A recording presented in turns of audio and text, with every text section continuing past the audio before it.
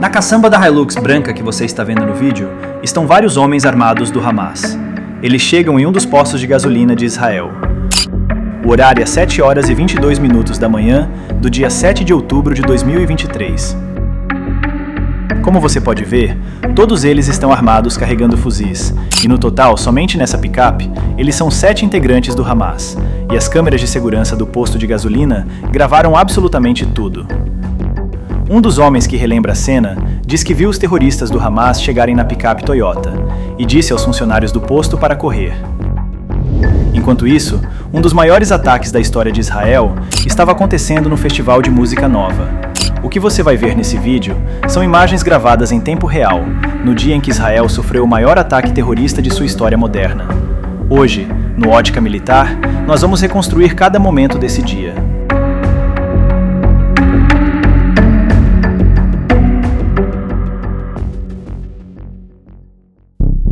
Para entender o que você está vendo nessas imagens, precisamos voltar algumas horas antes. Era uma manhã de sábado comum no sul de Israel.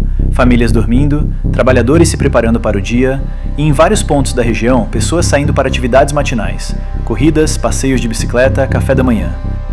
Moshe Luz era um desses homens. Morador do kibbutz Bror Hail, no sul do país, Moshe tinha o hábito de sair cedo para correr. Naquela manhã, por volta das 6 horas, ele saiu de casa em direção ao kibbutz Gavim, perto de Sderot, em Israel, para seu percurso habitual de bicicleta.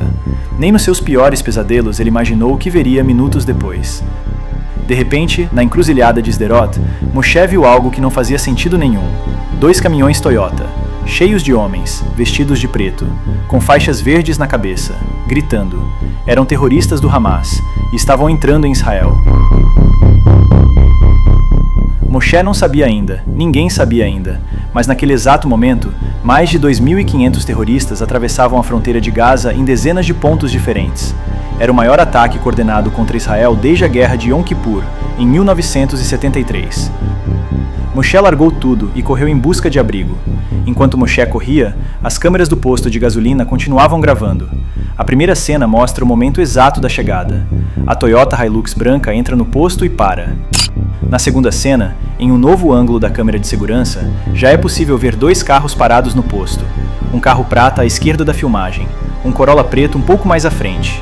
Os terroristas circulam pelo posto, se comunicam entre si, olham para todos os lados, estão procurando pessoas para atacar. O posto parecia vazio, mas não estava. Dentro do abrigo, o chamado Mamad, um cômodo blindado que a lei israelense exige em todas as construções, estavam escondidas cerca de 40 pessoas, entre elas Moshe e Luz. Eles assistiam tudo pelas câmeras internas do posto e rezavam para não serem encontrados. Em uma nova filmagem, com o mesmo ângulo da cena anterior, o que acontece a seguir é difícil de assistir. Um dos terroristas se aproxima da porta da loja de conveniência. Ele pega o seu fuzil AK-47, vira do lado contrário e começa a bater a coronha da arma contra a porta de vidro, tentando arrombá-la pela força. A porta não cede. O terrorista recua alguns passos, aponta o fuzil para a porta e tenta atirar, mas a arma não dispara.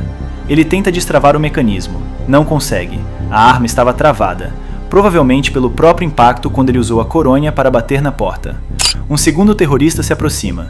Ele recua e tenta arrombar a porta com chutes. Uma vez, 2 vezes. A porta resiste. E então, sem conseguir entrar, voltam para os carros e vão embora. Dentro do abrigo, Moshe e as 40 pessoas que estavam com ele continuavam sem respirar. Moshe descreveu depois o que viveu naqueles minutos. Quando ele viu os terroristas pela primeira vez na encruzilhada, saiu correndo para o posto de gasolina mais próximo. Encontrou outras pessoas que também buscavam abrigo, moradores locais e outros trabalhadores que começavam um turno cedo. Juntos, trancaram-se dentro da loja de conveniência do posto. Nas telas das câmeras internas, eles podiam ver cada movimento dos terroristas lá fora. Eram 7 horas e 25 da manhã. Moshe pegou o celular e começou a mandar mensagens para a família, para a filha, para a esposa. 3 palavras simples: eu amo vocês. Ele achou que estava se despedindo. Em seguida, tentou ligar para a polícia. Ninguém atendeu. Tentou o exército. Ninguém atendeu. A linha estava sobrecarregada. O país inteiro estava sendo atacado ao mesmo tempo. Moshe rezou o Shema Israel, a oração judaica recitada nos momentos de morte iminente, 3 vezes. E depois, Moshe relatou que também falou em voz baixa para a mãe que havia falecido anos antes: Mãe, me salva. Moshe mandou mais mensagens para a família. Para Daphna, sua esposa, tranque a casa e fique quieta. Há terroristas em toda a área. Feche as venezianas, não abra para ninguém. Dentro do abrigo, as pessoas começavam a perceber a dimensão do que estava acontecendo. Notícias chegavam pelo celular de um ou outro. O festival de música tinha sido atacado. Kibbutzim estavam sendo invadidos. O número de mortos crescia a cada minuto.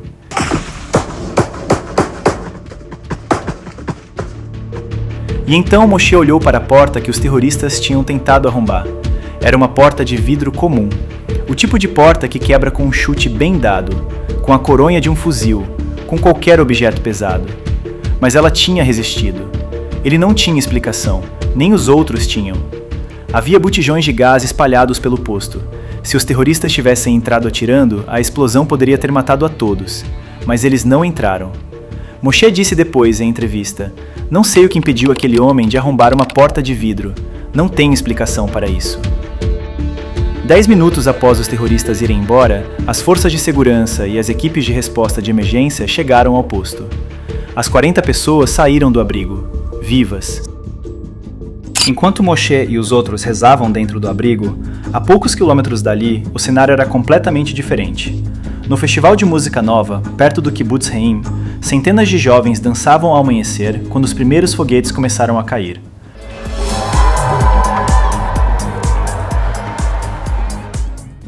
Em minutos, terroristas armados invadiram o local.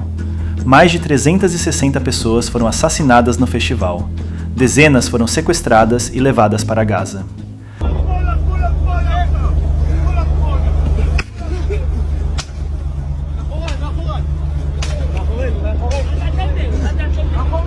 No total, naquele dia, 1.200 pessoas foram mortas em Israel. Foi o maior massacre de judeus em um único dia desde o Holocausto. E tudo começou naquela madrugada, quando mais de 2.500 terroristas cruzaram a fronteira de Gaza ao mesmo tempo, em picapes, em motocicletas, em parapentes motorizados. O posto de gasolina onde Moshe se escondeu foi apenas um dos dezenas de pontos onde o horror se manifestou naquele sábado de outubro. As câmeras de segurança daquele posto de gasolina registraram algo que vai além de um ataque terrorista. Elas registraram o momento em que um homem comum, um morador de kibbutz que havia saído para correr de manhã, se viu trancado em um abrigo, rezando suas últimas orações, se despedindo da família pelo celular. E elas registraram também o inexplicável, uma porta de vidro que não cedeu. Moshe e Luz saiu vivo daquele posto. 40 pessoas saíram vivas daquele posto. Do lado de fora, o Hamas seguiu em frente, rumo ao festival, rumo aos kibbutzim, rumo ao maior massacre cometido contra o povo de Israel em décadas. O 7 de outubro ainda está sendo documentado. Ainda há muitas imagens e filmagens que o mundo não viu. Ainda há histórias que precisam ser contadas. E aqui, no Ótica Militar, nós vamos continuar contando cada uma delas. Se você chegou até aqui, deixa o like, se inscreve no canal e ativa o sininho. Até o próximo vídeo.